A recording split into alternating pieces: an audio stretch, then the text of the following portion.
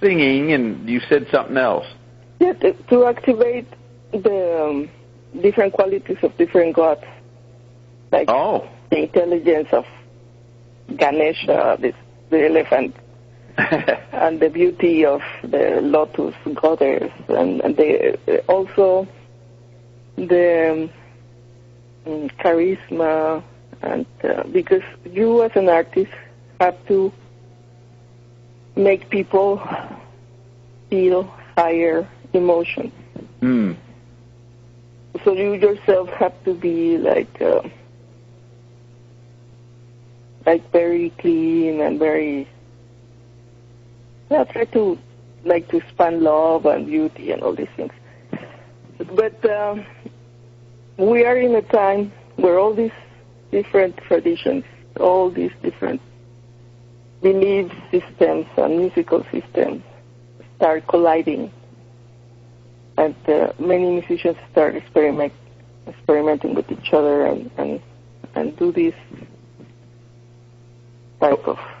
Okay, let me say something. Collages. What was the last word? Rages? Collage.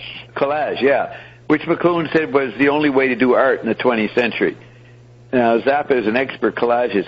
So you put... Yes, because he's not only remixing his own music, but remixing all cultures, all the mortar. Right. Let me tell you, on the Beatles made Ravi Shankar popular in 1967, but Zappa's Freak Out came out in 1966, and he has 179 people he's thinking about. They're not all negatively or positively influencing. They're not necessarily... They're influences as just something he's thinking about. He lists Ravi Shankar, and maybe a couple other musicians. Maybe the Beatles discovered him through him. Yeah, good point. Freak Out was a very big influence on the Beatles. Yes. They made their double album. Yeah, first double album. They checked some of the composers that came. That's a good question. I'd never heard of that. It was really, really revolutionary. Yes. Just not to conform to the formats, not to have this concession the mass media demands. Yeah. 3-minute pieces and only one record. Right. But just to break with these formats was like a big thing. And also, it was a big thing, maybe Corbin knows about this, he had to convince the record company to pay for that. That's an even more amazing thing. He persuaded Tom Wilson and these guys that, I think they were at Verve, to release this thing, this monster, uncommercial thing. I mean, I think he hypnotized them. I think he had non-physical helping them. I mean, why would they release this noise? What they would see is the whole side of the album is noise. Unless Tom Wilson was really smart. And he did produce Dylan and a lot of avant-garde people at that point, so it's a nice meeting with Tom Wilson. So he's got Ravi Shankar. This is like already... I see it as a prophecy of Iandom, because Ion talks a lot about the frequency. Yes. And he was already seeing Freak Out. Right, frequency out. Like, don't conform, band, and... Right. Yeah, and, you know, McLuhan writes to Harold Innis in 1951. He introduces himself. They might have known each other a little bit around the University of Toronto campus, but he tells him, he ends the letter, a long, detailed letter, saying, it's all about frequency modulation. That's what he's saying to a political economist. Frequency modulation. Right? Yes, even the non-physical thing. Modulation is an analog term, meaning that for every different sine wave or square wave, each one, if you look at it through an envelope filter, it'll peak and ebb and flow, as you will, reaching its peak and its lowest point. And that's what causes the sensation of sound moving through the air. Yeah, you said frequency modulation was a term for analog music? Yeah, that's essentially applied to early analog synthesizers. And basically it would be a sine wave, a square wave, different, just the little, if you've ever seen a synthesizer like that, there's various buttons there with an envelope filter, a tone generator, the filter and all that. Matter of fact, Dave Nash, who runs the show over at Berkeley and over here in L.A., he's one of the major sound synthesists of the in the world. I had a chance to work with him, and he had a saying. He says, your mouth is an oscillator. Oscillating, you're just creating a tone. So if we're all oscillating at one time, you're creating a tone. Now, if verbiage gets to be just tones, that we have to emphatically agree on them to some extent. Yeah. Sounds like another thing about this technology that became sort of popular from the 70s, the synthesizers. People started to understand sound and the different aspects, the different parameters that make a sound. And for example, when he talked about the envelope, this is how the sound develops in time. There are like different stages from the attack, the decay, the sustain, and then the release. That's the envelope. Is that what you know? You're like Corbin just said the term envelope. Are you saying it for the same reason, Corbin? Yes, I'm just because for us it's like very clear what is an envelope, but maybe for many people they never heard that word or they don't know what we are talking about. You know what, Roxy? The very first poem I ever made, 50, 60 years ago, I might have been inspired. No, it was before Zappa, but I emphasized the word envelope. And you're saying that's a technical term in music? Yes, it's how the sound develops in time. You have the attack, the sound starts. Wow. What do you say to that, Corbin? Decay, sustain, and release. Right. I think envelope is to envelop you in your mind. You create sound. That's just the basic mechanics of the meat sack body. Where the actual meaning of the sound is beyond my comprehension. But there is an envelope that's basically a sound filter that you can basically tweak the treble noises, like your basic stereo. You have a treble, mid-range, and bass. And if you want all that bump, boom, boom, boom, boom, doom, doom, doom, doom, doom, doom, so you got to turn up your bass, and then the treble, if you want to hear the guitar solo all the way up, the mid-range kind of about mid-range, back it up about 2 steps, and you should be thumping on that thing. Get up on that thing. Get up on that thing. Yeah. Get up on that thing. Well, what does that make you get up on that thing, Roxy? Yes, that's the only thing I can stand for so long. Is that right? I really like synthesis. Roxy, who is that? Who sings that song, Roxy?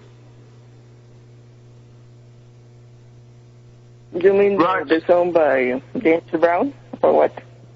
There we go, James Brown. Yeah.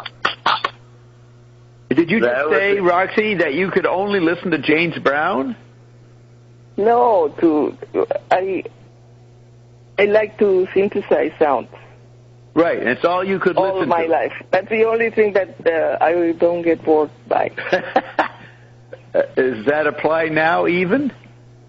Yeah.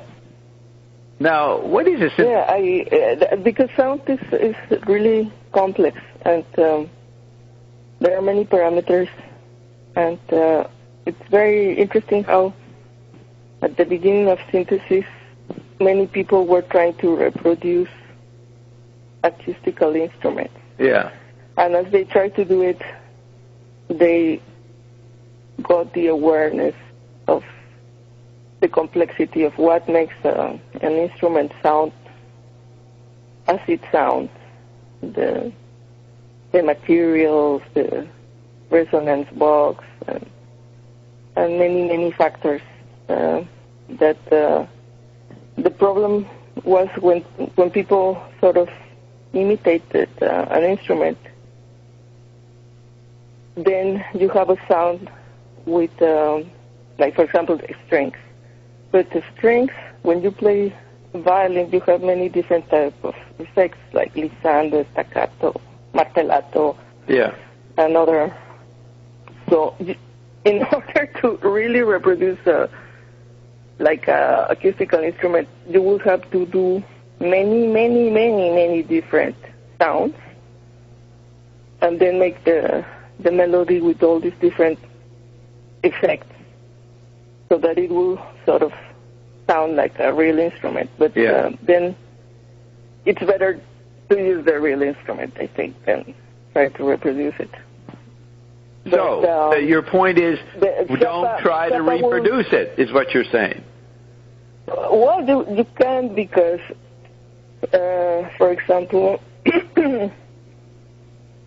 Theremin produced a machine, the first drum machines, the Rhythmicon, for an American composer, because of the thunder, the composers wanted to play very complex rhythms and very, very fast music that humans were not able anymore to play what these composers wanted to do. So that's why that would be a reason. I want to interject here a minute. Take this as a compliment. It's meant to be a compliment, not a joke or whatever. Roxy, you remind me of a female Jim Morrison. Why? In what way? Like the lizard poet. Yeah, lizard poetry. Zappa always made fun of the way you were just telling you were just achieving there. You know, No, okay. You're mumbled too. What is the reason she reminds you of Jim Morrison? I said she's the female version of Jim Morrison. That's cool. What do you mean how? Just listen to the tone of her voice, the timbre, the rhythmic variation on it. Okay. Is that right? Wow. Listen, usually Payday takes place very late. How did you know the phrase lizard poetry in relation to Jim Morrison? Because of Zappa. Zappa was always making fun of that. Right. Rock stars claim they were poets, and he said that's not poetry. That's really silly. Okay, so you're saying that to reproduce music, to be like an acoustic instrument in the synthesizer world is silly. Better to use the acoustic instrument. So you used the synthesizer for different other reasons. That's what you're saying? Yes, because you have a universe you can explore of new sounds. No, I don't think it's silly, but in the case of these composers that, like Zappa, that's why he went to the synclavier too. He wants to do multi-rhythm and very complex harmonies, and to do what he wants to do will take a lot of practicing, a lot of time, money, and with the synclavier he can program this, and it won't sound like with a human. There is a factor that is the human. You're saying it comes out human? Is that what you're saying? Zappa makes it human? Well, there, for example, in sequencers, something called quantize that sort of make the the sequence not so perfect, not so robotic. But at the time of the synclavier, I think that was not possible. So everything will sound really perfect and maybe robotic because it's so perfect. Did you say neurotic? But, robotic. Robotic. Robotic, yeah. But since the beginning of the 20th century, composers were experimenting with this complexity, multi-rhythms, and very high speeds, like somebody we're going to listen later. The guy that worked with the pianolas. Nanlan, what's his name? Nanla, I have it here. Wait. No, we got to fix your phone, man. This is really bad. I don't know what you're saying. I know most of it, but is it clear for you, Corbin, her phone? I can hear fine. Oh, okay. Maybe it's my phone. So, you sure you got all your volume up and everything, Roxy? You got the... I mean, you've been clear. I don't know why it changes. You've been very clear before. Can you look at your phone, just see what you've done to it to make it blurry? I don't know. Yeah, maybe it's a connection. Are you talking about what's his name? Nanlan Cooper, Conlan Nooper. What's his name? Konkorov, I think. Yes. Yeah, I don't even know what you're saying. I think maybe That's his last name. Yeah, I'm looking at Nancarrow. Nancarrow. Yeah, Conlon Nancarrow Conlon. Yeah, he was using pianolas. Okay, look, I'm going to play something. Oh, first of all, I want to say this. So we start off playing the Tuvan Singers because you can see a documentary in '93 about where somehow the Tuvan Singers end up at Frank's house with, I think, the Irish band called the Chieftains. And he just saw, I got all these different cultures here. Let's record something. So he proceeded to record stuff, and then he did his last album, Dance Me This. So I'm going to play something here while I hang up and try. I'm going to call Roxy back and see if we can get a better connection. Are amazing. What's amazing? The Chieftains. They're the Irish. They're Dublin's biggest Irish Celtic band. It's amazing. Yeah, I know who they are. Yeah. Okay, so let's play something, and you hang up, Roxy, and I'll call you back. Okay. Okay. That was good. That was good. Yes, the first part was like an upgrade of Bach. Upgrade of Bach? How? How could that be? Yeah, it's like... Hey, Corbin, are you with us, Corbin? The sequences of like piano that were very complex and very fast. They have like a logic. And that reminds you of Beethoven? But no, Bach. Oh, Bach? But it's like an upgrade of Bach. Like if Bach was still alive, he will be doing maybe something like that.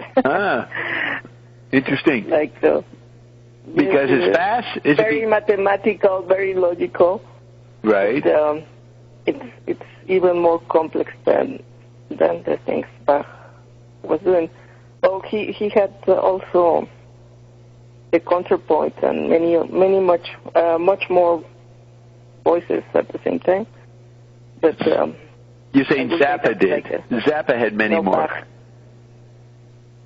Or Bach. Who had many more? Bach. He was the master of counterpoint. So Zappa is it doesn't have as much packed in as Bach. Not in this. Not in that piece, right? But in other pieces, right? In other pieces, yes. Yeah, compositions. Yes, and I think the amazing thing with the electric environment, for the first time, composers have access to all times, all cultures, Yes. technologies that allow to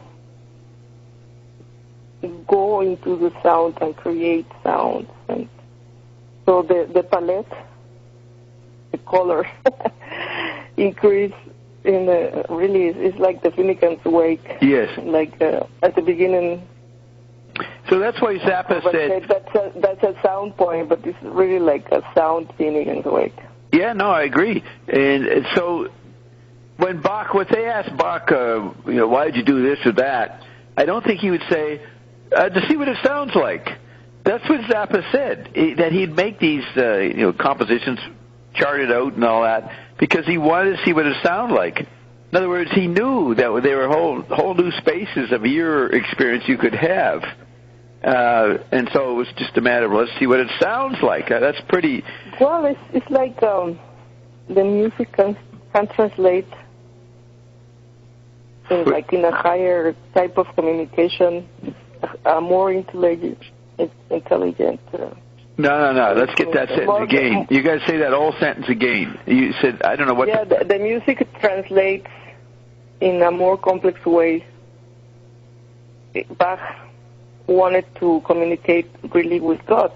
Yeah. And he was doing like very complex music, intelligent music, logical music, very mathematical music, because he thought that's how he somehow connected with this higher intelligence.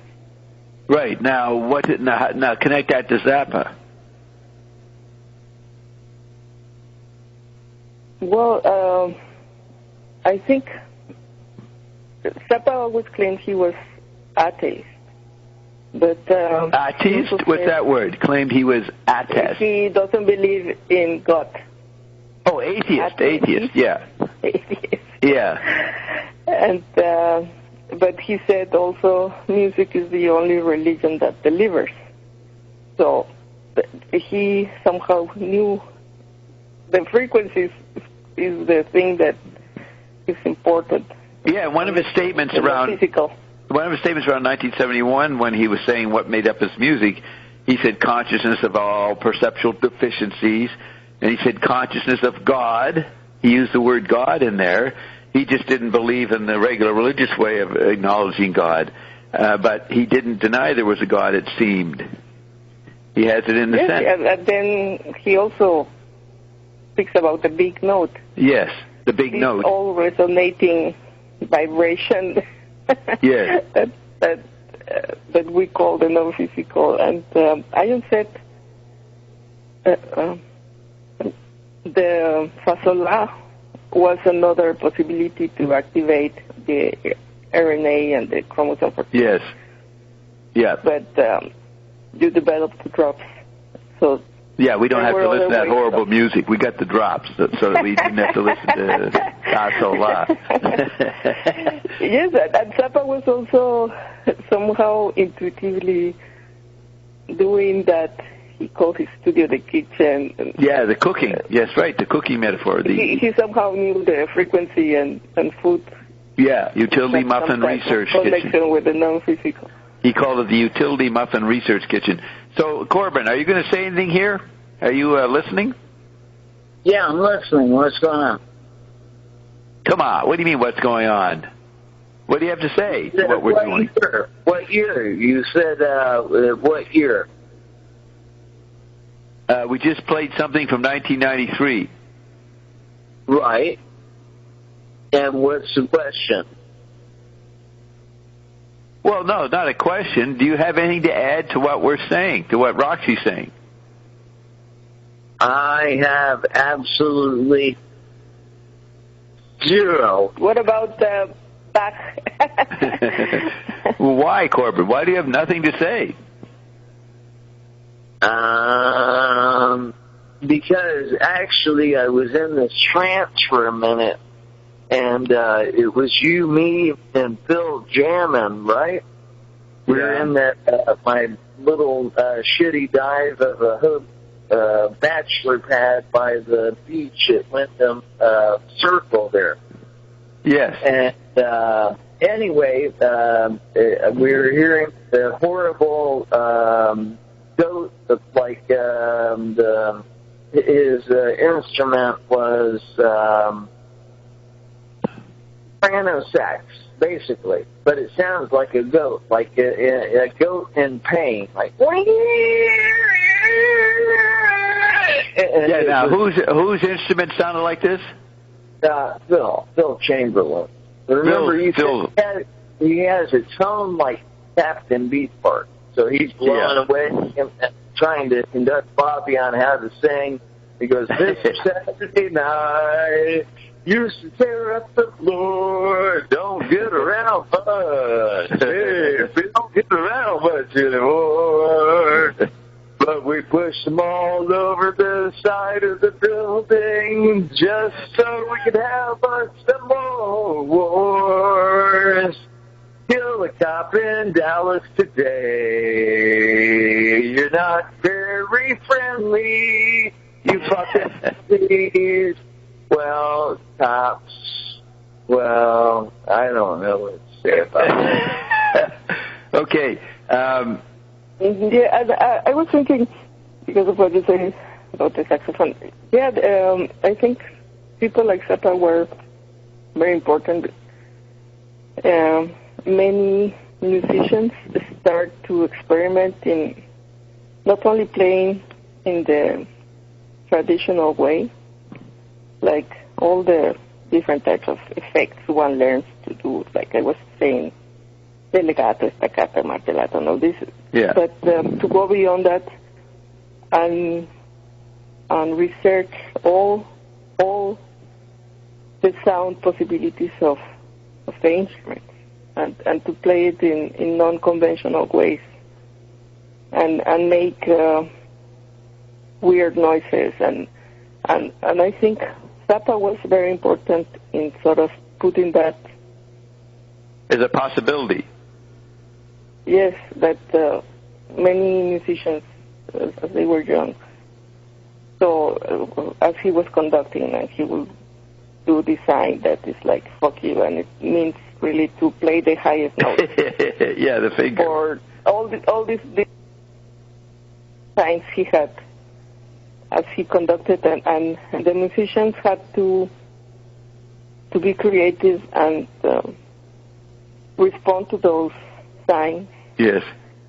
Like hand signals. Playing the lowest note, the craziest sound, or different things he was squeezing from them. And so they went to play in non-conventional ways to respond to that. Yes. I like that. He squeezed them. That's good. Yes, and I think that had a lot of influence in how then many contemporary musicians started working with the instrument, not only doing the conventional type of writing for to be played, but they explore more sounds and noises. Did you say flowed more? Flowed more sounds? Explored, right. All types of sounds and noises. Also noises like with some sounds. For example, I saw a saxophonist. I don't remember names, but he was playing the saxophone, and you will never know it was a saxophone because he was doing, for example, percussion with the things like click, click, click, click, click, click, click, click, and then he would blow, but just like. Right. Is this someone who played with Zappa? Who are you talking about? Oh, he was a French saxophonist, but I don't remember his name. But okay. I just want to say this was also possible because of the technology to amplify sound. Yes. But these little noises musicians can be amplified and then also heard in a concert hall. What was that? Underside? They could be underside, but also heard. What was that sentence? Yeah, the little noises, the little different experiments they can make with their instruments because of amplification. Yes. So there was a big expansion thanks to the electronic environment and then the Android Right. in what we hear and we remix and we play. And that's why I say Zappa was beyond the rock band. Yes. He was really into contemporary composing. He was creating new life, I would say, by expanding the palette of sound. That's new life. Adding to life. I think we got Bert here. Let's see. Is that you, Bert? About. Bronx. That's Bert? Yes. Okay, good. Anything you want to say based on what you... And maybe we should start the text. Yeah, we're going to do the text, yeah. But Bert, anything you want to say based on what you've heard so far? Yeah, just listening to Frank, you played some interesting music before you started. It's interesting to hear. He really was I would consider him, from my understanding or listening to music, he was the last composer. I mean, he was classically. He had an interest in classical music, which is really an interesting interest as a hobby. But then he went into all the different genres of music at the time and experimented. It was an ongoing experiment, because what blew me away, the last time we were talking, is that each live concert, was just an experiment. They didn't know what they were going to do. They were just going to go out and explore. Right. Yeah. And if you listen to that music, man, it fucking blows your mind. It's like, that's killer. I mean, killer music. Excellent. That's all I have to say. Considering he was improvising, he had a great rehearsed guys that could perform beautifully, even though they were making it up, a lot of it. You know, that's pretty remarkable to have such good quality improvisation. And then he also had the repertoire that he could refer back to. But Bert, there's nobody is as good as Zappa. Jesus, I don't care who you name. He is the genius, the greatest of all time, because nobody had the potential amplification, everything that he had to work with, and he took advantage of it all. And now we have the Android meme where people don't even have to fucking think when they compose. So he was the last, in a way, chemical body composer before the Android meme allowed any jerk to say anything. And there's nothing wrong with that, and there's no big deal. That's why back in the 60s I was right to say there's something about Rai returning to the plane of essence. Zappa was acting that out. He was the last independent, creative guy on his own separate trip. And that led to maybe him getting cancer or something, you know, his resistance to what was around him. But what an...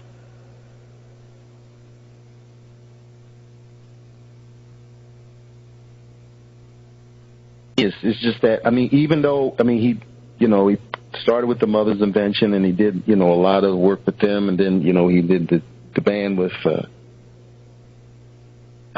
George Duke and Napoleon Murphy Rock, did that, and that was a good sound. But then if you look at, I think 2 weeks ago, whenever, I remember hearing on the music, you played something that he did on the synclavier. Just, if you look at his electronic music experiment, was really beyond anything you could. I don't hear much electronic music now because I only listen to what you play on Payday. But he was ahead of his time with even the electronic music when he got in the synclab. He really did some heavy duty experimentation with that, and always with a sense of humor, making funny noises. Yeah. So Roxy, experiment.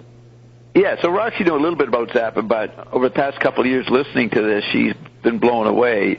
What she's saying about Zappa now, she wouldn't have said 4 or 5 years ago. You didn't know enough about him, right, Roxy? But your appreciation has grown of Frank. Yes, because I had this studio with other composers, and we would play music to each other, and we will also listen to Zappa. But the spectrum of what Zappa did. He did, like McLuhan said, all types of patterns for every occasion. Yeah, you're right. Finnegan's Wake. And, you know, he actually... From silly songs to... I can't find... I've mentioned this before. What was your last sentence? Yeah, he did from silly songs to real complex compositions. Yeah, did you say it's silly or serious? Silly. Yeah, silly, right. I know I read this in 1970, some little pop book, an interview with him, and he said, all the other arts have gone ahead of us.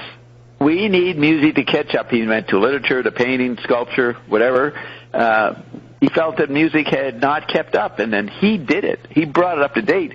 And when I asked him what he thought of Finnegan's Wake, he said, well, I don't know why anybody published it. And then when I talked to him through the Evergreens after he died, I said, why were you not impressed with Finnegan's Wake or something, referring to the answer? He said, no, that's not what I meant. I said, I was amazed that people published such an amazing work. He meant the opposite. And so then I talk about the merging of all the media in that McLuhan was talking about, and James Joyce, and he said, yes, that's what I was doing. So to relate it to Finnegan's Wake is exactly what he was trying to do with sound, which is what Roxy is saying. The mixing of all sounds, all music. Yeah, all cultures, all mediated ear experiences. And all the time he was trying to include other sensory dynamics within it, so there was synesthesia. Now, this new documentary called Eat That Question, did you see what I posted? That was a key part of me and Bob Marshall's dialogue with Frank back in '88. That point, I bring up. He said in 1968 when he was interviewed by Newsweek, one of the few times he was in a major magazine like that, he said, I'm here to provide questions, which I always thought was a cop-out. That's the artist cop-out. I'm here to have you consider questions. The cops just killed a whole bunch of people, and you're here to, well, maybe you should question this, or question something about it. So then later, a couple of years later, he has the story on Grand Wazoo where the questions are mocked. The people, the beings that come forth called questions are mocked and tested and basically killed by the scenario that Frank was using. So I said, well, how come you provide the questions? Now you're killing the questioners. What do you say to that? He says, well, I originally meant Christian. The song was called Eat That Christian. And I changed it to question. So he was showing, it was an emperor, Roman emperor kind of thing. Grand Wazoo, Emperor Cletus Aretas Aurelius. Jesus, eat that Christian. Yeah, eat that Christian. Transmutation of the blood. And, yes, that's a good point. It's about the mutation of the blood, actually. Good point. But the scenario of Emperor Cletus Aretas Aurelius is like a Roman scenario. So it's that the traditional Roman, the Christians are thrown to the lions. I will try to bring up what... But maybe that's actually what we do as we ask Ion. Like, we eat those questions somehow. I agree. It's not only the drugs, it's somehow some other type of eating frequencies. Well, it's a digestion. We're being digested by ion, and we're digesting ion. That's the metaphor. And McLuhan takes from William Burroughs or mentions he gets inspired by Burroughs. Not inspired. He describes Burroughs as trying to reflect the electronic environment where people are inside each other's digestive systems. We're inside each other's chemical body, eating each other. That's the electric effect. And that also reminds me of the different beast eating the previous beast. yes, which is a big factor in Zappa and Finnegan's Wake. And that's the main metaphor that Ion, that James Joyce, and the revelation got the second beast eating the first beast. Ecology. Right. But, that was in my dialogue through the Evergreens with James Joyce. That was like one of the main patterns, how the new media eats the old media. That definitely was something that he was using in Finnegan's Wake. Now, I'm just going to bring up read that interview section. Okay, just a second.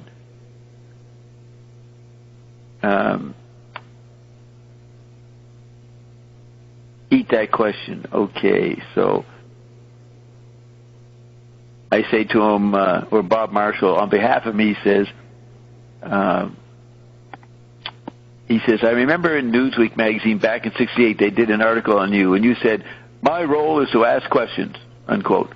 And then in the liner notes on the Grand Wazoo album, you talk about the questions, in quotes, questions, who come out and get checked for musical talent. And then if they pass, they can go do a couple of simple musical exercises, giving them some rudimentary entertainment skill. So that's how you get into the music industry. You'd pass Frank's question, and then if you did okay, you could go learn some simple musical exercises. And then he said... There is a very interesting interview with Steve Vai. With who? He said the guitarist and drummer Steve Vai, or Vai? Steve Vai, V-A-I. He was mainly a guitarist. Yeah, in which he talks about his audition with Frank. Yes. And he says he really did his best. And Zappa will say all the time, like, put him down. And so at the end he said, well, I thank you just to listen to me. Fix your mic, Roxy. You got to fix your mic. He thought, well, it was a failure, but he said, thank you, Frank, for auditioning me. Anyway, thanks. And he said, what do you mean, thank you, Frank? We just started. We were starting to work, and he was like, what? He didn't know he passed. Yeah, but because he was challenging so much, he thought he... Okay, wait, I didn't get that. If Zappa was telling him so much, is that what you just said? No, challenging him so much. Challenging him so much, he felt insecure.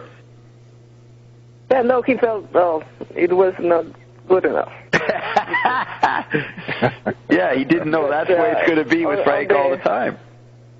Yes, it's like, let's start making music. Yeah, he didn't know that to be challenged was... The fact that he kept challenging Steve meant that Steve was doing okay. And he wanted to see how far Steve could go. Yeah.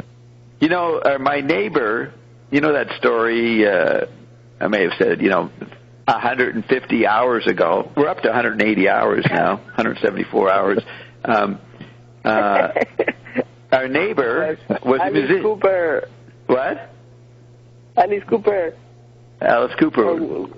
No. Alice Cooper. I'm not going to talk about Alice Cooper. Our neighbor, when we lived in City Island, he was a student at Berkeley up in Boston, one of those schools, or Juilliard, whatever it was. And Steve Vai comes to the school, and they became friends the first couple of weeks. So it's in the fall, and Zappa's on tour.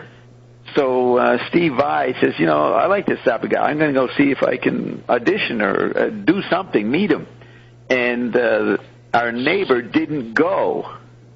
He blew it.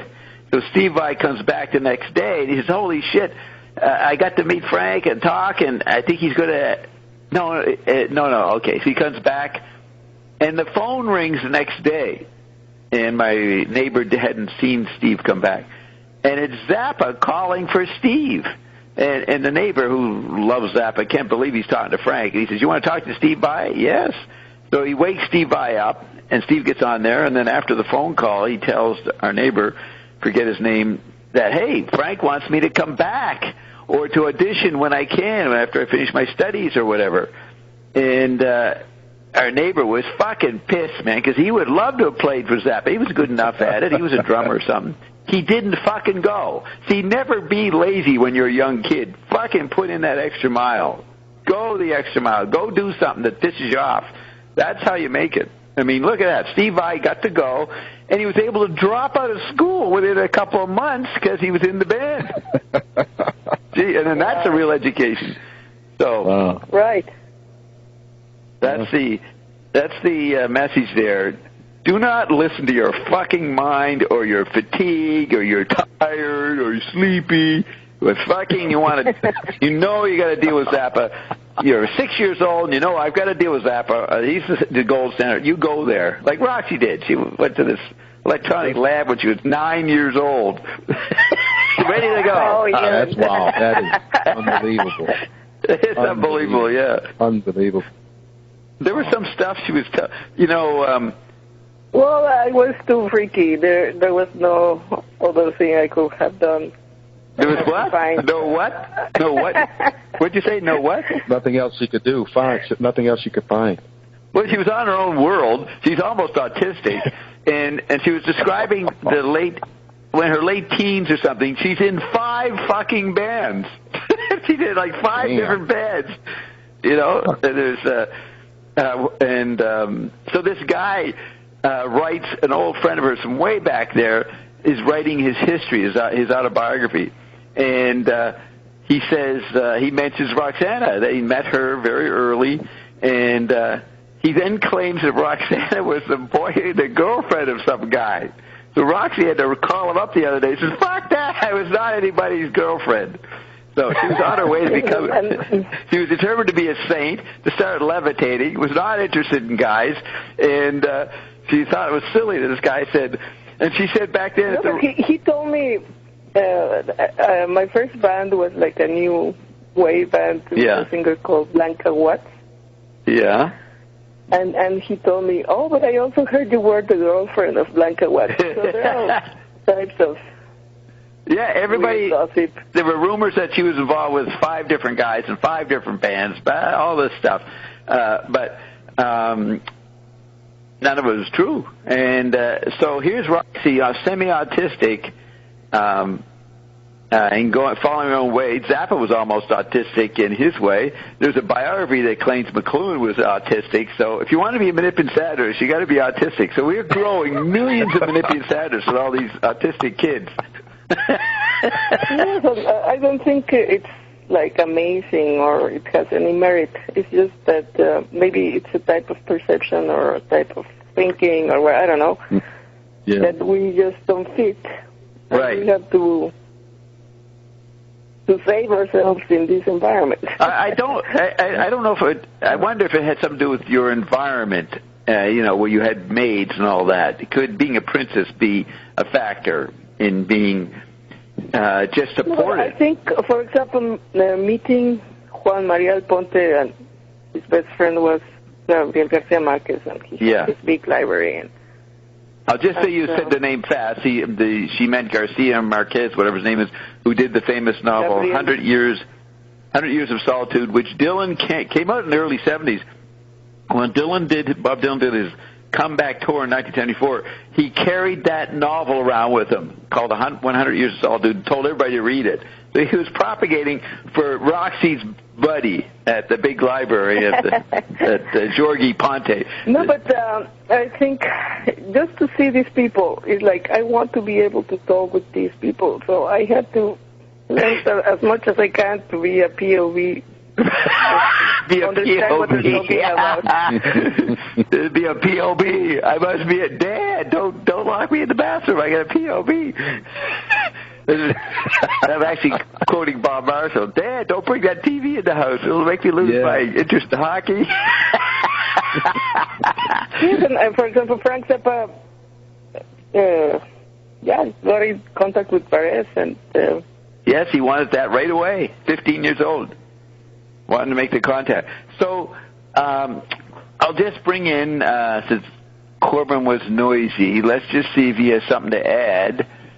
Trying to include him, but he seems oblivious half the time. Okay, Corbin, I'm opening it up. Oh, geez, where is Corbin? Oh, Corbin got mad and went home. He's not here. Okay. Okay, so where are we at? We're talking about... We're going to do the article, but... you said you wanted to read something? Oh, yeah. The Eat that question. I was reading it. Wasn't I? Jesus, what a space cadet. I'm a space cadet. So the questions, the people called the questions who passed this little test, they got to learn rudimentary musical exercises, giving them some rudimentary entertainment skill. But the ones that did not pass get dumped or drowned in the, quote, undifferentiated tissue, unquote. Now that's the android meme, the undifferentiated tissue. If you don't find a role, there's no jobs available. If you can find a role with some simple musical exercises, then you will be saved as a citizen of the United States or North America from the undifferentiated tissue, which the whole unemployed or identity-challenged people have to live in. So I lay all that out to Frank, or Bob Marshall does, and then Frank says, the word questions used in that story was instead of Christians. The original name of that song was Eat That Christian. Bob Marshall goes, is that right? Zappa goes, yeah. Why did you change it? Zappa says, I thought question was better. Bob Marshall, because it applies to other points too? Zappa says, yeah, it's a more twisted concept. Eat that question. Now, when Frank says twisted, that's what the slang, that's what the kids are into, being twisted, like Twisted Sister. But twisted is a knot, a moire of overlayered, multidimensional, which is music. Yes, and it's also the vortex. Yes, good point. Vortex is question. Yeah, that's right. It's a twisting vortex. The maelstrom. It's a more twisted concept. Yeah, it's a maelstrom. You know, it seems that that's where McLuhan knows the laws. If you have a certain kind of technical environment, the artists will come up with predetermined thoughts that respond to that environment. So all through the 20th century, collage occurred to everybody because that was their mind's interpretation of the tactile, multi-level environment that was growing in the 20th century. So that, in a way, is subjective art, Gurdjieff's subjective art. You're just responding knee-jerk to the effects of the environment, and you're not removed or detached or countering it. You're still within it. Then Gurdjieff recommends objective art. That's something that knows the effects that you've been made and conditioned by it, plus you want to recreate them and condition other people. I see Zappa moving towards that all the time, always trying to get to objective art, you know, to get to that level. And that's what McLuhan said that he was trying to do with the media environments. So, but it's pretty hard when you got McLuhan defining the characteristics of the environment, the laws of media, to see through that.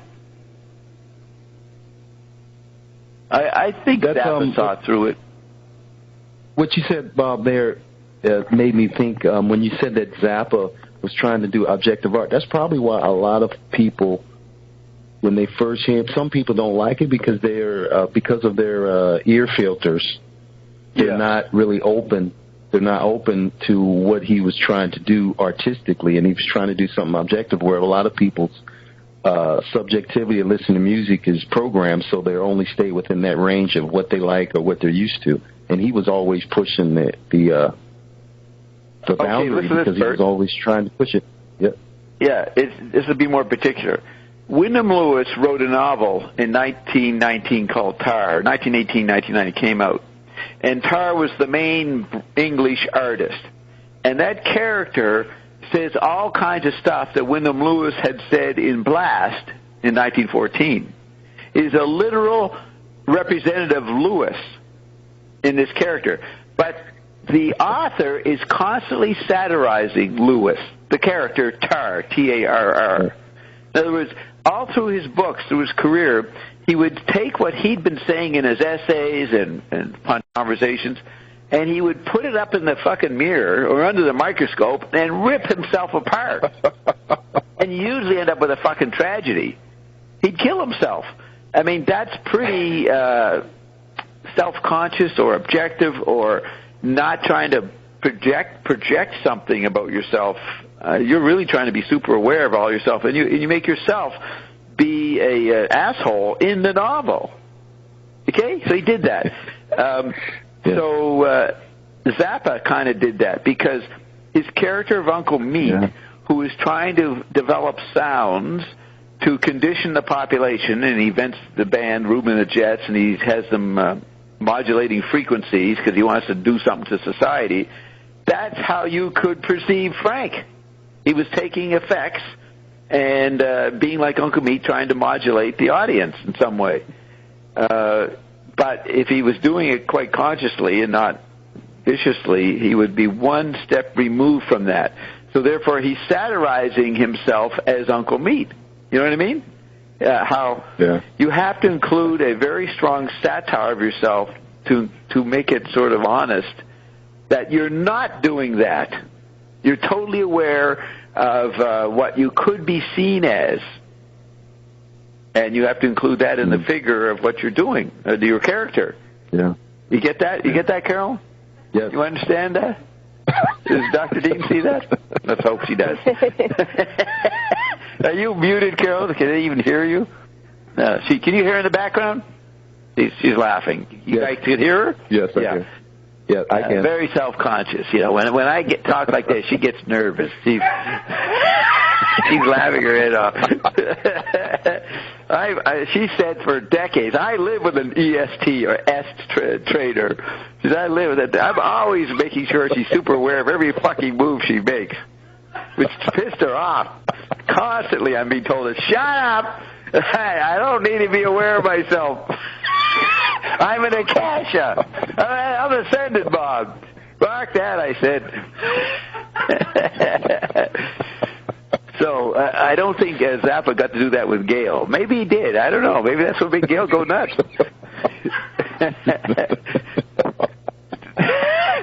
Okay, are you still there, Roxy? I don't hear you laughing. What's wrong with you, Roxy? Where's your sense of humor? Yeah. Yes. Okay, so he says, now here's where I'm trying to find out whether Frank gets it or not. So he says it's a more twisted concept. So Bob Marshall goes, or multi-leveled. I think you sometimes criticize excessive verbality or talking without thinking, and sometimes instrumentals or pure sound can massage away that concern about verbal concepts. And he goes, yeah, I think a lot of people just like to talk. Now, for me and Bob, that was not complicated enough of an answer. I'm not talking about excessive verbality, but in a way I am, but he puts it always in the most mundane, practical level. He said, I think a lot of people just like to talk, and they think what they have to say is really fascinating, and they take as long as they can to say it. Do you do that, Bert? Do you take as long as you can to say it because you think what you're saying is so fascinating? No, you don't do that. Not around here, anyways. Yeah. No. He's concise. Yeah, concise. And so Frank says, it's not always possible to talk as long as you want to. It's not always possible because some of the stuff that people ask me is pretty ridiculous.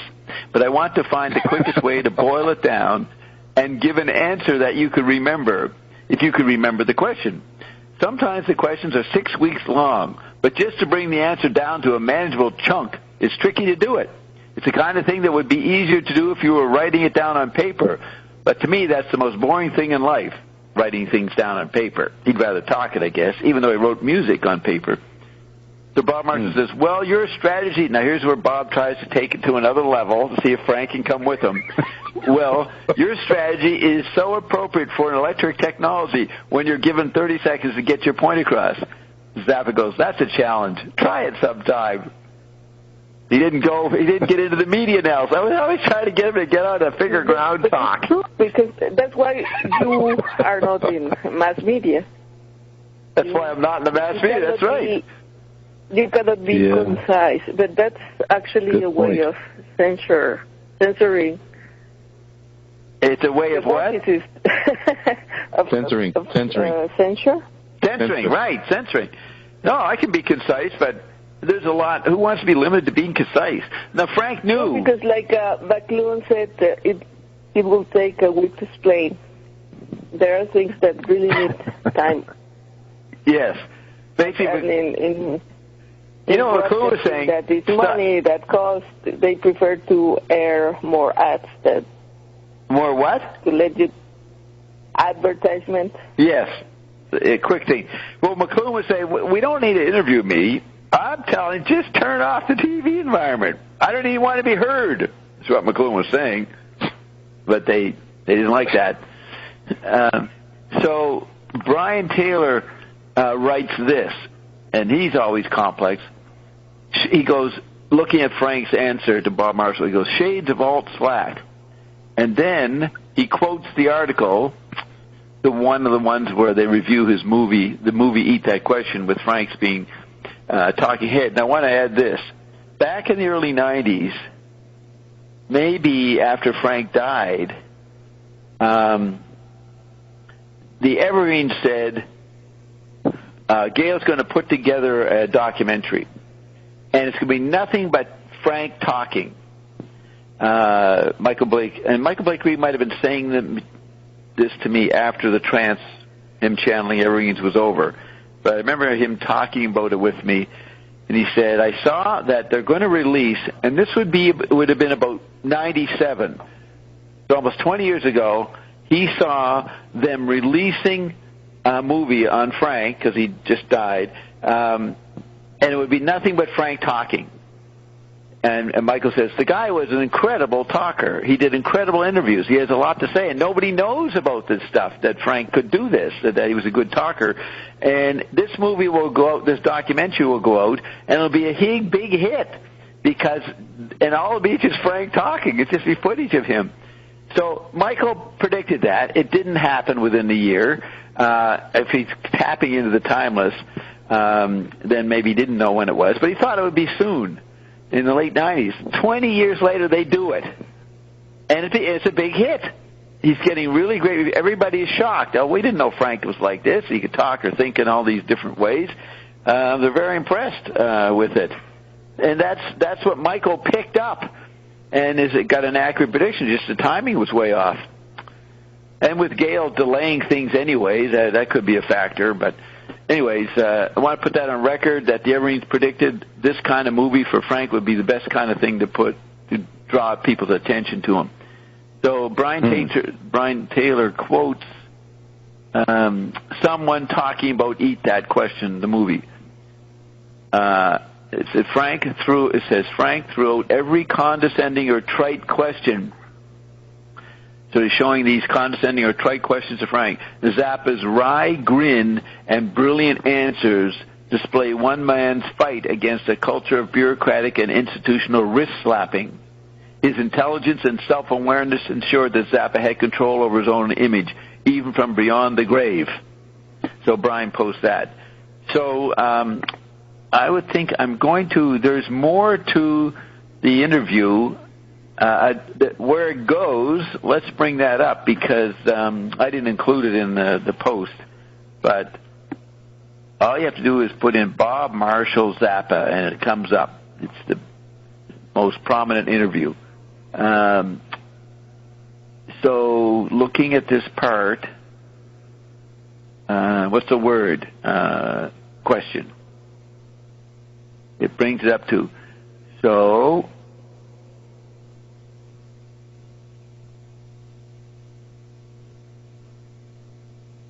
this second.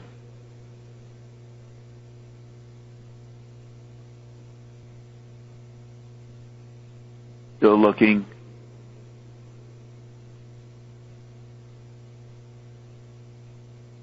Okay, here it is. So we're at the point where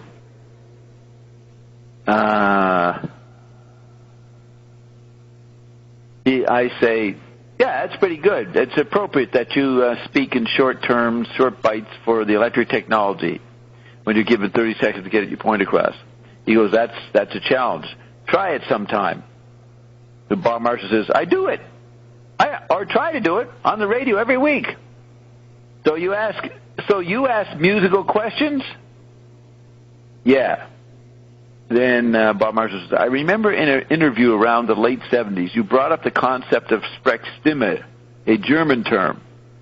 Zappa says, a speech-song, a speech song. That means instead of singing all the pitches of the song, you half speak it, you half sing it.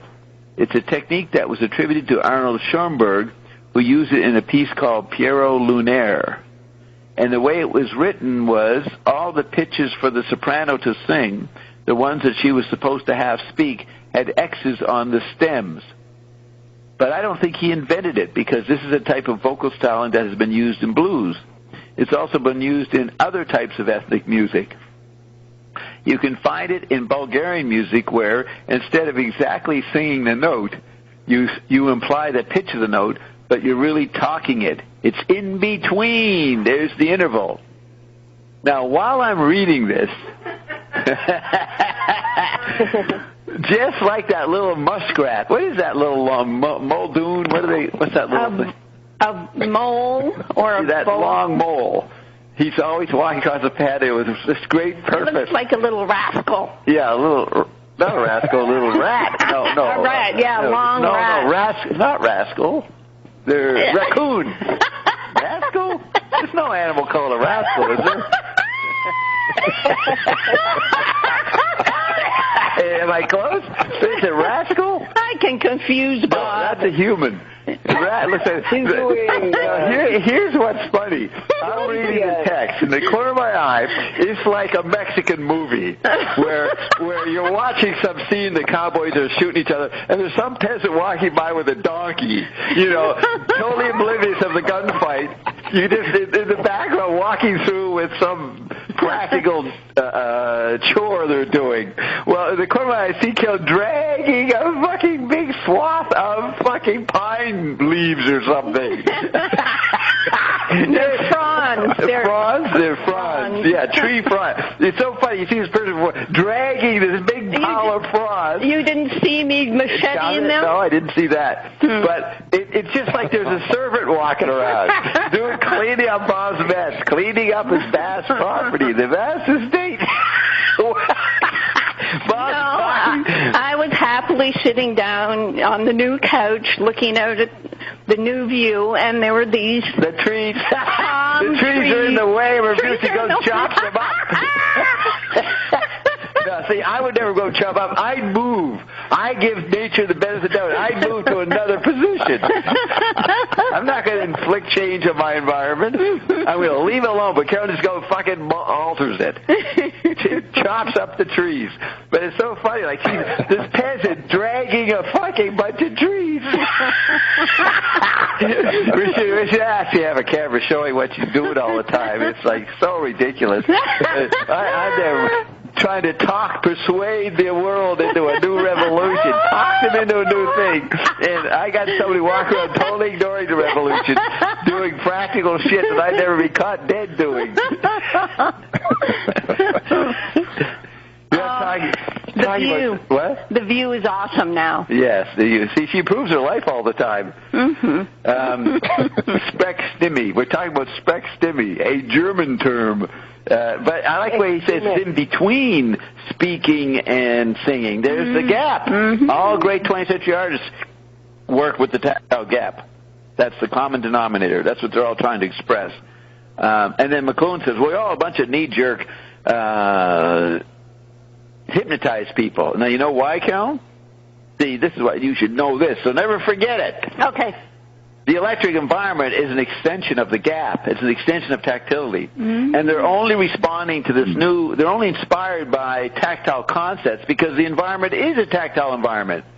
Right. And so McLuhan was trying to get you through that. You were still subjective art. You thought you were revolutionary making tactile art, but you're responding to what had already happened. The tactile environment was made by electric media. See, to see through that and then do something is objective art. And because I was doing that for the last 50 years, seeing through the knee-jerk fucking avant-garde. Vanishing point. No, not the tactile. I was seeing through the tactile. To seeing the how everybody. Point. I'm trying to educate Frank. What'd you say? Seen through it to the vanishing point. Not to it. It wasn't even dealing. I didn't have my eyes open. The vanishing point has nothing to do with tactility. No.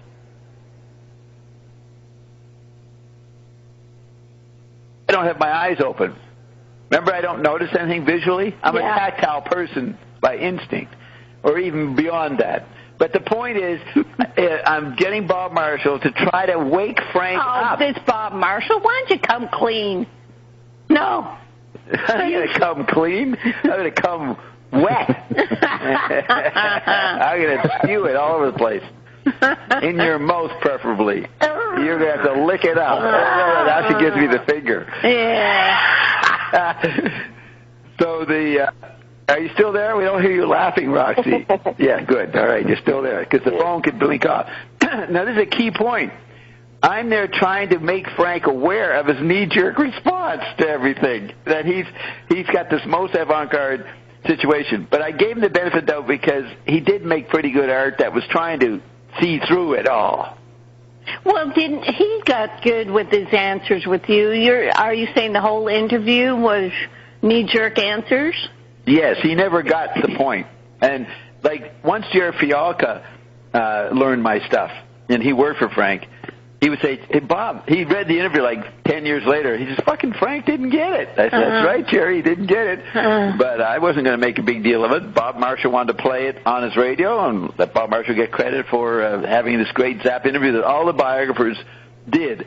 But I was pushing the envelope. And my point is, because I was seeing through the present so acutely, constantly, never duped by the present, all right?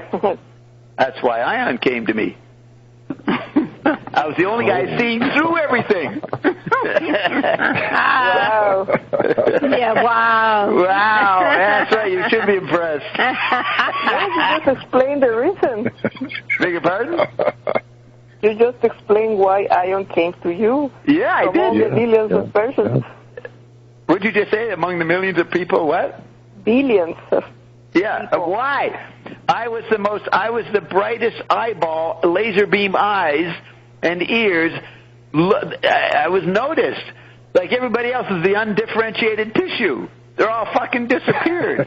And Ian's looking for one human. And they did say, if we find one fucking human that we can see, and they float, and they saw these laser beam eyes, like what would I be, a little fucking iguana on a leaf, looking out with laser beam eyes down in Yucatan Peninsula, and they saw it. The soundtrack of the Pachuco Gabot. Yes, Pachuco Gabot. That's what it's about, Bobby, the Pachuco. And, the iguana. Yeah, the iguana. And that's why all media would end up having stories about me. Reflecting. Nelson Thal, when he saw the Blues Brothers, he said Dan Aykroyd and Belushi dance like you, Bob. He was the first guy that I ever met on the pop culture level to notice that. So I went and got the movie and looked at it and said, yeah, he does dance like me. So that was the beginning.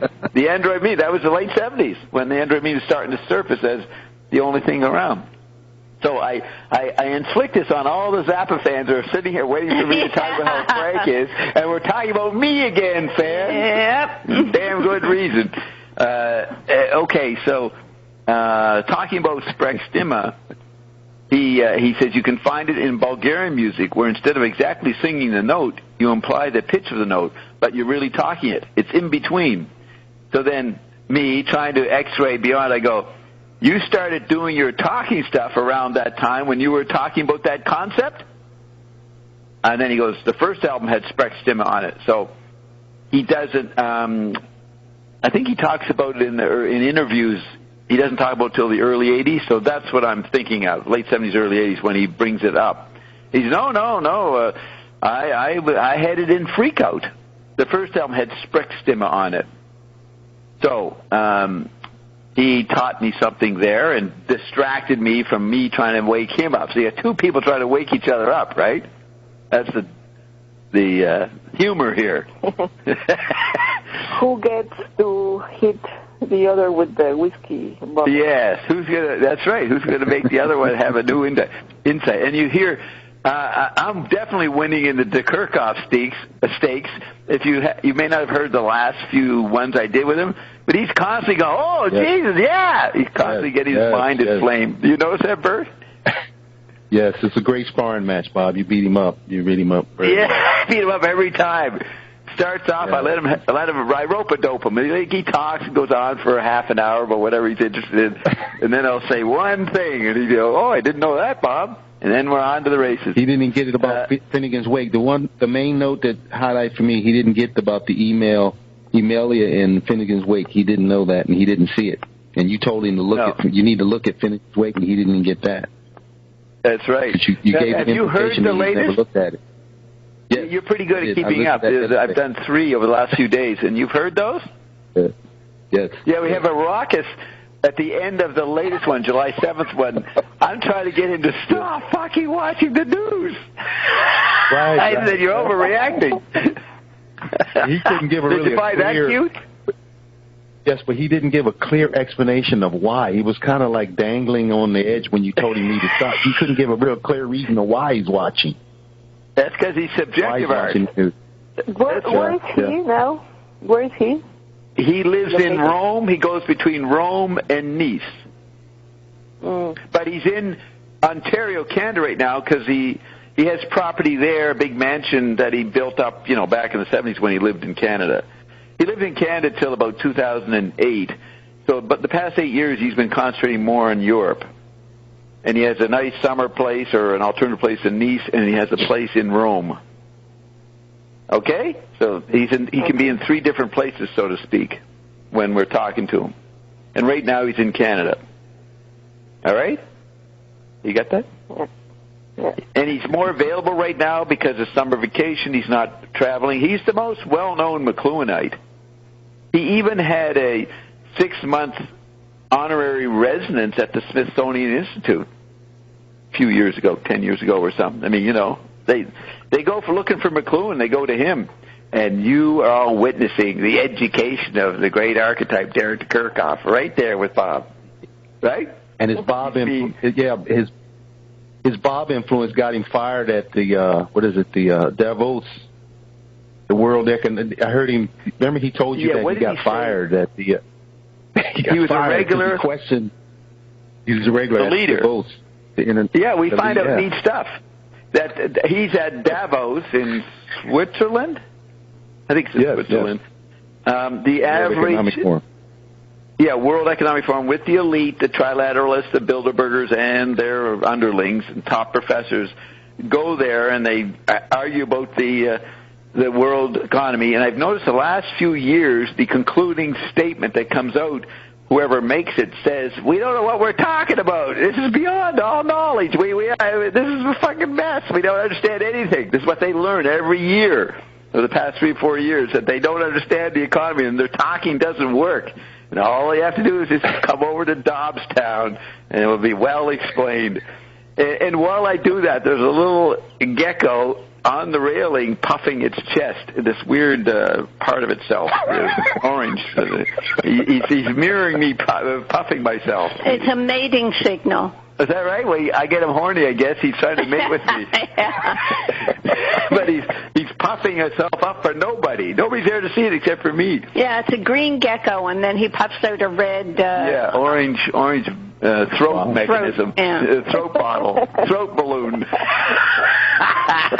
at that throat balloon.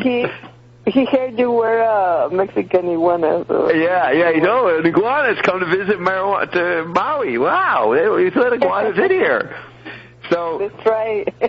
So the Kirchhoff is saying it sounded like he had a job there, a role, but he made it metaphorically that he's there invited to speak, but they stopped inviting him after he What did he do, Bert? Did he? What was the idea? The idea was. They were talking about decentralized or centralized. Oh, he said there's super decentralization going on, and the professor or whatever he was, bureaucrat leading the discussion, would not have that. There's no decentralizing going on. And he got real mad, which shows you the childishness of these idiots that work their way up into the system to get some... Check your mute.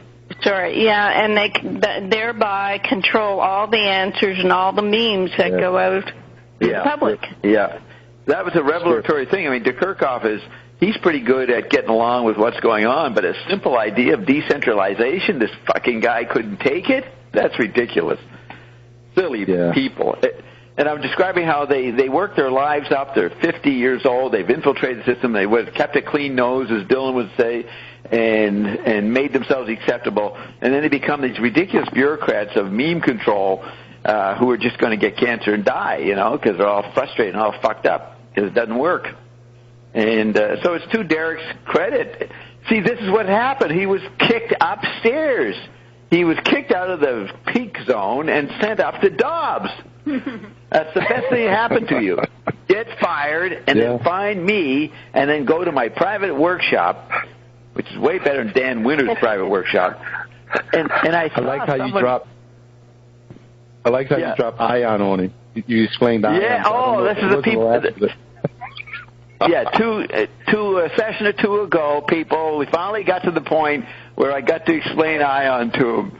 And Derek basically came out of the closet. I came out of the closet, and he basically said, do you remember what he said, Bert? What was the effect of the conclusion of it?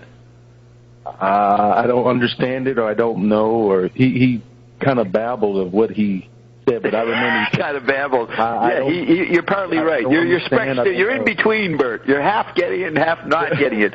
Basically, he said, I'm going to have to think about this, Bob. And Dirk Kirchhoff never has to think about anything. He's got his pat answers all the time. He's thought through what he wants to say, knows what people are going to say, and we shut him up. He said, fuck, I'm going to have to think about this. And that's why he pays attention to the news, because he knows he might be hired to comment on it. Yes, that's right. Job. Yeah, that's a good point. I have to bring that up. Yeah. He used to, in Toronto, always be called to comment, and when after 911, when I had dinner with him at the St. Mike's priest lounge, the priest would go there, he says, and this was surprising, he's not the kind of guy who would say this, he told me confidentially, he says, Bob, this 911, I don't know what to say to this. He said, I don't know how to respond to this. I said, what are you talking about? And I laid out what went on. I told him how to talk about it. And I don't remember him being too enthusiastic about what I said, but I wrapped it up and put it away. You call me, Dirk, to Kirchhoff, just tell him to call me. I'll explain it. But he couldn't. He was dumbfounded. And he's dumbfounded by the shooting in Paris last year. Remember on Christmas? Yeah. He was excited about that. Nervous. What did he say about the Brexit? Oh, that's what he did. That was what he wanted to talk about. He totally has to talk about whatever's going on. And I'm there saying, well, I don't know much about it, Kirchhoff. I don't follow the news. And, but I got lots to say about it, even though I don't know anything about the content. But I am trying to get him to go through my Schools of Media Ecology essay with all those quotes. And we did a couple of Foucault quotes, 8-10 months ago, and then he had to think about it. He didn't like thinking about these quotes on the spot there, so I think he decided to avoid this mission. So we haven't doing it, but we'll do 10,000 fucking digressive fucking shit until we get back to me doing what I want to do, which is these quotes from Beaujard and everybody and how it relates to McLuhan. But he keeps successfully, world events keep allowing him to distract me from our mission. So I let him talk about Brexit, but I'm patient. What?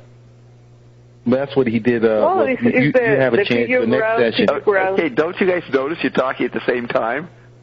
Okay, back off here. That's what you get to notice. That's what you get to notice. You get to, next time you deal with him, is to pull him back into that, because he kept pulling you back into answering those questions in the first one. You all would do a digression. He said, well, let's get back to the next question because we need to get this done. Yeah. So what does that mean to you? Well, yeah, we were doing that means to you questions. That the next time that you go engage him, you can pull him back into discussing Foucault. How? Yeah. How can I do that? Because you'll say, Derek, I answered your 10 questions. Now you have to answer my 10 questions. All right. Because you were doing his work for him. He'll just tell the kid to listen to the tape. Yeah, what we were doing. Except you put the kid down all the time. Yeah, this is a PhD person trying to write their thesis and asked Derek to comment on these themes, and it also was directed at Mark Stallman. He got the same questions as DeGurf sent to me and Mark.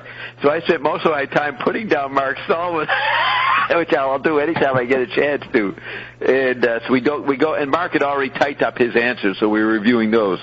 But so what does that mean, Bert? Next week? Oh, okay. So I do have 3 themes I want him to address. So yeah, next time we talk, which we're supposed to do. we were supposed to do a few hours ago, but something came up and he couldn't do it, so we'll probably record on Monday. But I'm going to start off. Okay, you start off last one with Brexit. Now we're going to have Bob talk for a minute. I'm going to lay out my big breakthrough this past week. I had a big insight about McLuhanism, so save that. But I think it's interesting that you get to comment on what people think is happening. Yes. Yeah. It's good that he does that. That he knows he brings up the news events, and then I get to respond to him. I agree. That's what's good. But there is this other thing of that long essay, which is a very important essay. The 5 schools of media ecology. So were you going to say something else, Roxy, when I let Bert speak? Well, this is just the figure ground that people think they know what's going on because they commented.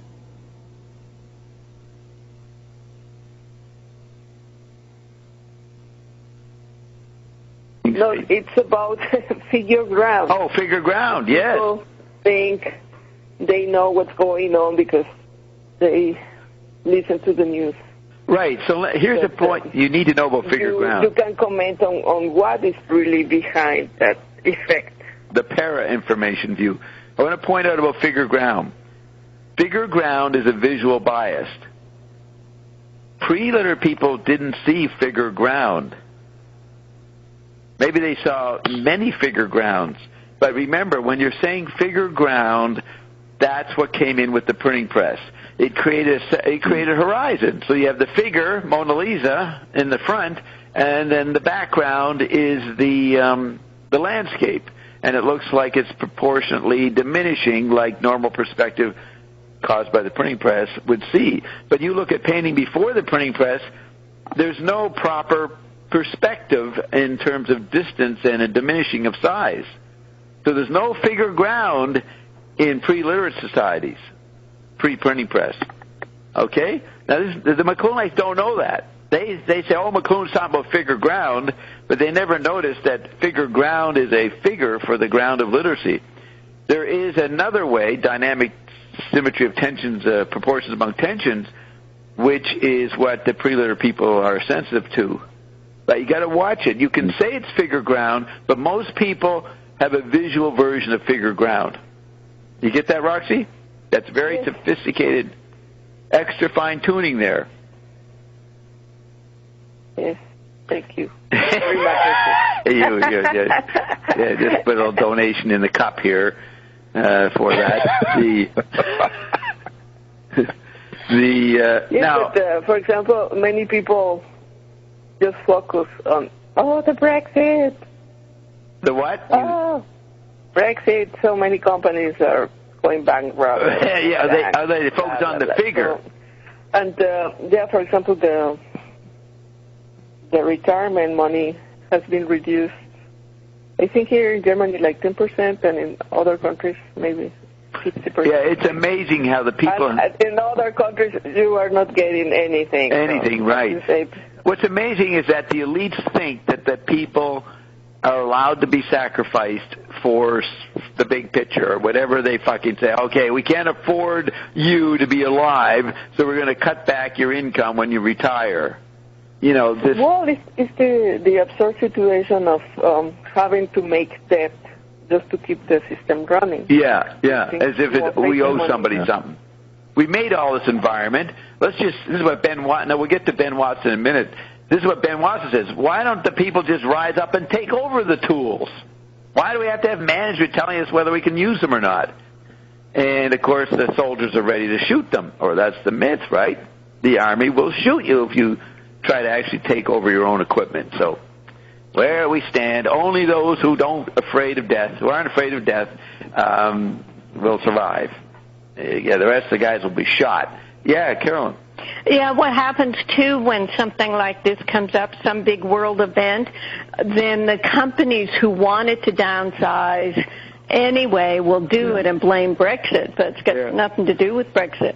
Yeah, and that would happen in the nuclear plants. Like any time there was a nuclear accident anywhere in the world, the nuclear plants would blow off their excess radiation just to get rid of it, but blame the other accident. Yep. So there. Cover up, always. So what is it about, why do people accept that management is allowed to move their companies anywhere, fire people, go to other countries? Why? Is it because the peasants can't control them? Well, they make themselves dependent on their job, so they have to suffer all the dependent ignominy. On their job. Yeah, they're dependent on their job, so they can't attack the company. They're dependent on the economy, on having to pay rent. Yeah. The money situation. Yeah. But is the fallen state, like Ryan says? Yes. People say, please, Pharaoh, take over. Yeah. Take my power. Did you say Pharaoh? He's Pharaoh? Yeah. Yeah. Please, Pharaoh. Yes, I want to serve you. Even McLuhan said something about Moses or somebody. He said, Moses was looking for a way to make himself useful to the Pharaoh. So he did something. But that's what you do. We're all running around trying to make ourselves useful to the Pharaoh. And, it's very revealing that Wall Street was founded on the slave market in New York. Good point. And the wall was the division between the free and the slaves. Yes. There was a wall. Yeah. And, that's our financial system. Is the Jewish are still slaves of the Pharaoh. Right. Okay, back to the Bob Marshall interview where I'm trying to get him to get X-ray through. And, Bob Marshall's just following my questions. I told him how to do it. So I don't know if I actually was doing the talking. We might have got somewhere. But so he says, you started doing your talking stuff around that time when you were talking about that concept. Frank says, no, the first album had Sprechstimme. The first album had Sprechstimme on it. So then Bob Marshall says, yeah. Now you related it to musical theory and thought. You related to musical theory and thought, and you thought that you have solved some musical questions there in modern theory. And he said, I would have to see the context of the interview that you're talking about, says Frank. I mean, you know more about my interviews than I do. And then Bob Marshall says, I apologize. And then Frank says, that's okay. I remember some of them, and other ones I don't, for example. You used that Rolling Stone 1968 interview several times. I always thought that was a terrible interview. It bore little or no resemblance to what I actually said. And I was horrified when it came out because it was virtually mutilated. Now, I don't recall giving questions to Bob Marshall from the Rolling Stone. Maybe one. So I'd have to scan through all this and see how many questions were from the Rolling Stone, but I don't think there were as many as he thought there were. Anyways, I said, Bob Marshall says, yeah, that's something we've talked about before. A long time ago, after I had mentioned some printed quotes, you told me I did not say that. That really happens a lot in your own personal experience. Zappa says, sure, I received something in the mail yesterday that I couldn't believe. In fact, Gerald Fialka is sitting there with Carolyn on the side, and he's a gopher for Frank. He tells Frank to go upstairs and get the article from Gail. He says, in fact, Gerald, if you could go upstairs and ask Gail if she's got that newspaper clipping from Minneapolis from a paper called New Reality. In this article, there's a guy talking about the fact that I knew that Andy Warhol was murdered. So somebody in the paper said that Frank Zappa knew that Warhol was murdered. And Frank had some knowledge about Divine's suicide. Divine was the actress in Pink Flamingos and several movies. And all this stuff. And then he says to Jerry, did you see that? And Jerry says, we get calls on Barking Pumpkin, that's the office. We get calls on Pumpkin one a week. This guy's been doing this in Minneapolis for a while. And they always try to connect you to it. And I say, Jerry tells these people when they phone the office, there's no connection. So Jerry had already been dealing with it way more than Frank realized, that this one guy was always calling Jerry and say, hey, Frank did this, Frank did that. And Jerry's just telling him, look, there's no connection. Shut up. Probably had to hang up on him. So I think that's why I don't remember Jerry leaving. Do you count? And going up to Gil? I don't think he did. He didn't have to because he already knew about it. So Jerry tells him this, and Frank says, it's a porno paper.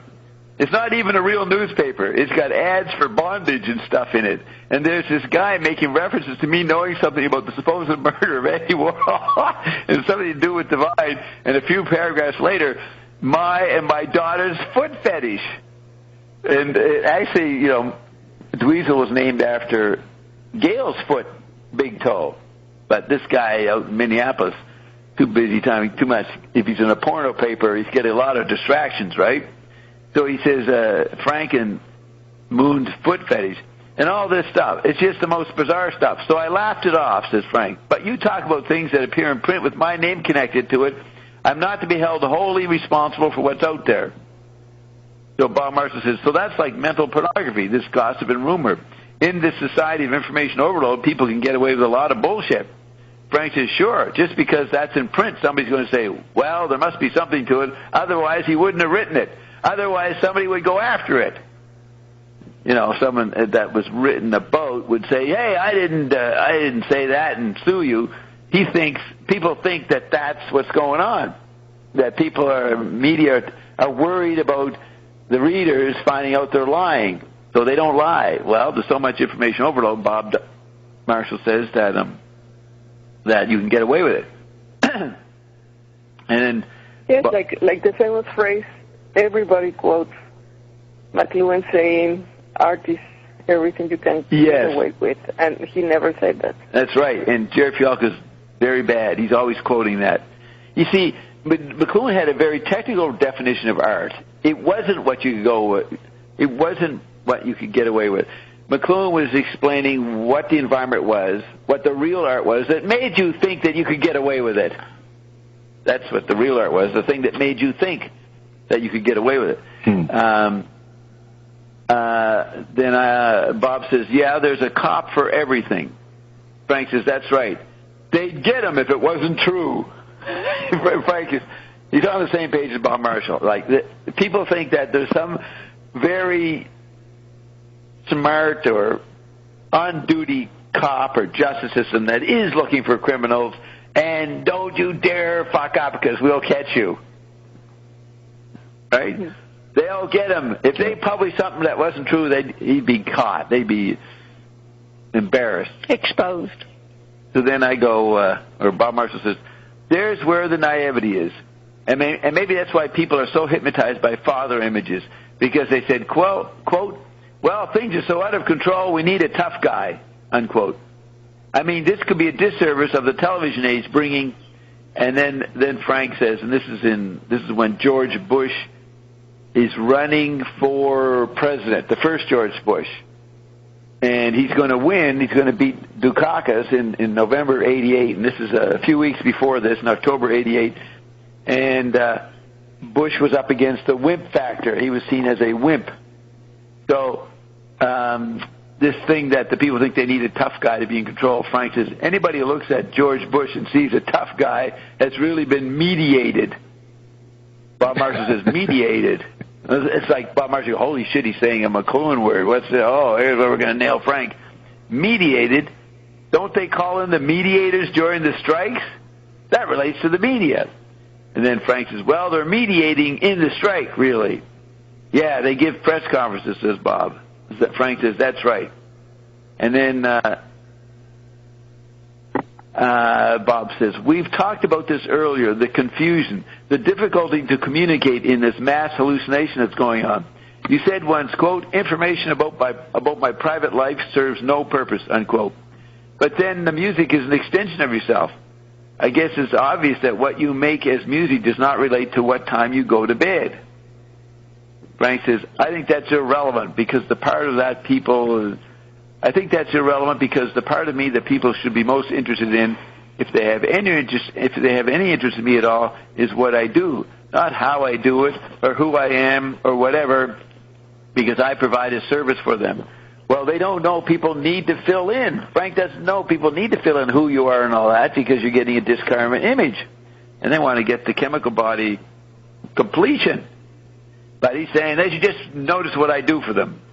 He says, whatever the information is I put out there, if it's useful to you, then great. If it entertains you, then great. That's what I do. That's my relationship to the outside world. Other than that, the world has no license to participate in my family life or anything like that. It's none of their business. See, this is where he's naive. If you're a media image, everybody's going to want to know all about you. That's where People magazine came from. But one of the things I attempt to do is, as I've said, there's quite a bit of me in the music. But the me that I put in the music is that part of me that I think people would find entertaining. Nobody wants to know about my toothache. They don't want to know about my personal traumas and tragedies. Who gives a shit about that stuff? You want that kind of stuff? Go listen to a sensitive singer-songwriter with an acoustic guitar in his hand. You're not going. No, he was wrong, though. That's what Barbara Walters made herself famous for, making people cry. Yeah. Right. So Frank has a bit of the old-fashioned literate American individualist, not affected by the environment kind of sensibility. Mm-hmm. And so he is constantly describing people being puppets and molded by the environment. So his people are more molded than he realized. No, I don't. You can't say that. He doesn't know people can't get unconnected. Mm-hmm. His satire is limited. It doesn't deal with the ground. Well, McLuhan said, none of us can detach from this until we turn it off. Frank thinks that, well, the right information might catch you up on what's happening.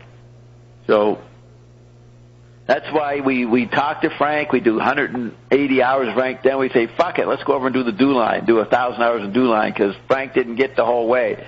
Then we get to McLuhan, and we said, no, that doesn't fucking work either. Okay, let's go over to Thompson. See, we'll do 100 hours on Thompson. Maybe we'll get somewhere there. No. Okay, let's try LaRouche. So we do LaRouche 100 hours, and that doesn't do it. So we went around the fucking, what kind of circle? Mulberry bush. Yeah, we went around the mulberry bush for like 25 years. Round and round, checking it all out, tet-chatting on each one of them. Finally, Bob collapses in Maui. He says, fuck this, I'm going to stay in Utopia. And then the answer showed up. Finally, we got somewhere. Mm-hmm. And you can look at it. My memo to Prince Charles, I got little tetrads for each holy office. The flipping, the retrieving of each one of the other, through the other, of the other, by the other, and abandoning the other. For the sake of the other. Okay, I would have done that really well, really fast. So Bob Marshall says, yeah, there are people who want that kind of stuff, who identify their own problems with the... Frank goes, that's right. Well, I don't want you to identify with my problems. I want you to identify with the conclusions I've come to that might be something you would agree with. I like that, the way he says it. I want you to identify with the conclusions that I've come to that might be something you would agree with. You might agree with Frank. And then we get somewhere. So we vote Frank in as president. But see, there he is. He actually is trying to solve the world's problems, right? Mm. Like me. Oh, here's where Bob Marshall then like Carol. That's right. Carol's actually luckily got the answers, but yeah, she was always trying to solve problems. And whenever I interviewed Carol about her problems, she'd get so pissed off she wouldn't accept my answers. I would always answer her problems. And she'd say, fuck me, I want to hear your answers. Oh, I'm just supposed to just listen to you complain, emphatically. She says, yeah. I said, you're the worst patient, Carol. You're a lousy patient for me. She's one of my worst patients. Dr. Bob has patients. She's one of them, and she's one of the worst. She admits she doesn't want to know the answer. But she won't tolerate that among her patients. Mm-hmm. Now, here's what's interesting. This must have been the reason why I read all this, because now he and Frank are getting on the same page. That's right. We got conclusions. And where were we at? What the fuck? I got to go up a bit. I think I blew it. Where the hell? Oh, yeah. So we're there. He says, I want you to identify with the conclusions that I've come to that might be something you would agree with. And I go, or Bob says, actually collective problems? He goes, yeah. Public problems? This is where Bob sees his opening. Are you talking about collective problems, Frank? Public problems? And then Bob says, I come to this next quote. You once said, quote, the media is all there is, unquote. And you must have to wrestle with the fact that we have this informational diversity on many levels, but it's controlled at the money-making level. They control who's going to be the millionaires. Frank goes, yeah, that's right. Then Bob says, there's an incredible amount of information going out to the point that people can hallucinate and write ridiculous things in a little press. Frank says, that's what I said. Information is not knowledge. So he understands it's like a post-information society. He goes, that's what I said. And we started the interview with that quote. That's why I've said information is not knowledge. Okay? Bob says, but the conclusion, which is music is the best, Frank goes, he cuts me off, or cuts Bob off and says, even I appreciate the opportunity to receive an extra piece of information which will help me determine the veracity of another piece. Do that again. Even I appreciate the opportunity to receive an extra piece of information which will help me determine the veracity of another piece of information I have received. I want to hear a second and third source. I want to check it out. And unless you do check out a second and third source, then you're going to be badly served by the deluge of information that's presented to you because most of it is not reliable. It's bullshit. Bob says, but then a lot of the sources contradict each other. Frank says, that's right. And what you have to do is investigate the contradictions and draw your own conclusions about where the action is. Now, here's where Bob leaps in.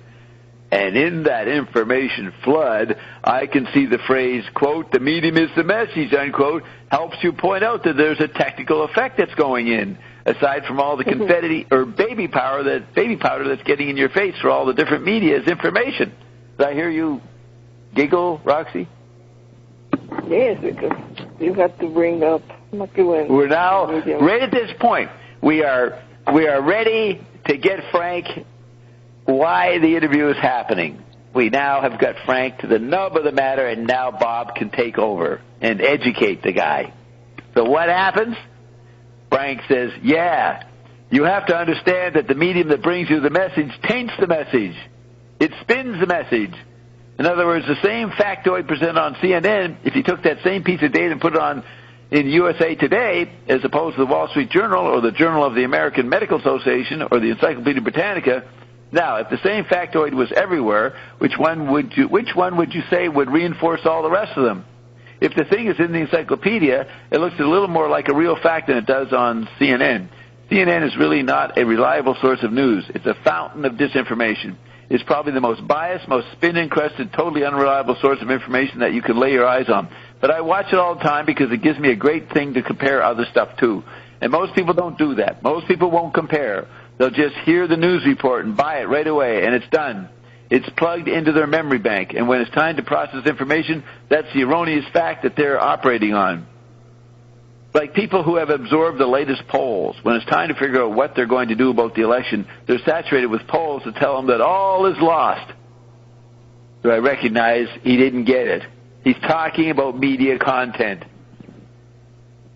You get that? He's talking about awareness, savvy, intelligence is comparing different fucking content stories. He didn't get the medium is not the content. So that's tough for Bob Marshall. He's not too good at dealing with this derailment. He's not a professional like me, so he sort of, I don't know what he brings up synchronicity. That's the problem because many people, even McLuhan scholar, understand the medium like that. Say that again. Yeah. McLuhan couldn't understand the medium? No. But that's the problem that even people that claim to be McLuhan scholars, yes, they don't get it. Stay at that level of understanding. That's right. And they repeat the medium is the message. Everybody. They take it exactly the way Frank took it. And they don't really know the meaning. That's right. They think it's the medium. Right. So there's a great disappointment in Zappa's home at this moment in the interview. I don't know if Carol understood it or Jerry Fialka, but I did. And I was watching Bob Marshall. What's Bob going to do next? What can he do? Can he get Frank? So he goes for the jugular and he brings up Frank's main concept, anachrony. So he says, in your work with Xenocracy, are you satirizing editing, the way you put things together, besides the technical innovation of doing it? Frank says, Xenocracy means strange synchronizations. Am I satirizing editing? No, that's a tough one to get your head around. But Frank, he's editing away. He's really good at it. He's not thinking of himself satirizing editing. But this is where Bob Marsh is trying to get to the meta level of the medium is the message. Okay? You have to x-ray your very activity. So Frank goes, am I satirizing editing? I don't know whether the technical process of editing is enough of a commonly understood phenomenon that you can satirize it. I don't know whether the technical process of editing is enough of a commonly understood phenomenon that you can satirize it. So Frank says you only satirize what is generally known, the cliches. Then he says, you can't make a joke about something that people don't know exists. So I would say that's not part of it. It's nice how he took this a ridiculous statement by Bob that you satirized editing and calmly looked at it. Didn't get pissed off. That's nice. And then it goes into a whole bunch of other stuff. How do you relate Xenocracy to the time rates, frequency rates thing we discussed earlier, and that's it. So I don't know if Bob tries to bring it around again. I don't know. Let's see. I'll just go ahead there to see if it shows up at the very end. Yeah, there's only one more phrase where the word message comes in. Way down the bottom, Bob Marsh says, what do you think about the minimalist? That's Philip Glass of those guys. Frank says, I'm not enthusiastic about minimal music because I think that it's like the one-joke composition. You take any composition and repeat a single element for a small eternity, and the joke is over. Are you going to build a career out of repeating small elements over and over and over again? The subtext of minimalism is that it's cheap to produce. The subtext of minimalism is that, he repeats it, the subtext of minimalism is that it's cheap to produce. It's Taco Bell music. That's a burger stand kind of thing. It's Taco Bell music. It's cheap to rehearse, cheap to mount, and because it doesn't really offer any great intellectual challenge other than the stamina of the listener to tolerate an infinite number of repeats of a small thing, what's the message? What's the message? This is a medium? Right. He goes, what's the message? This is a musical question which I feel is easily answered and has been answered amply many times, and so is not a musical question that I am particularly curious about myself. So, did you do minimalism, Roxy? No. Well, didn't... No, but I can enjoy Philip Glass, for example. Yeah, I went to some of his concerts in the 70s, but wasn't as great as Frank, but Frank's realizing you've got to do a lot more than one thing. Variety. Let's see. I mean, Philip Glass made a career out of it and survived, right? People didn't realize he was doing a one-joke thing. They kept coming back for more. So, where are we at here? So, remember when Ion said to you, Ion did a minimalist repeat at you? I'm taking the repeat thing as minimalism. Remember, he started doing it at you a year or two ago? Yeah. Yes, he was satirizing your minimalist, won't say tendency, but your familiarity with minimalism. In your electronic music, did you repeat? Yes. A little bit. Yes, but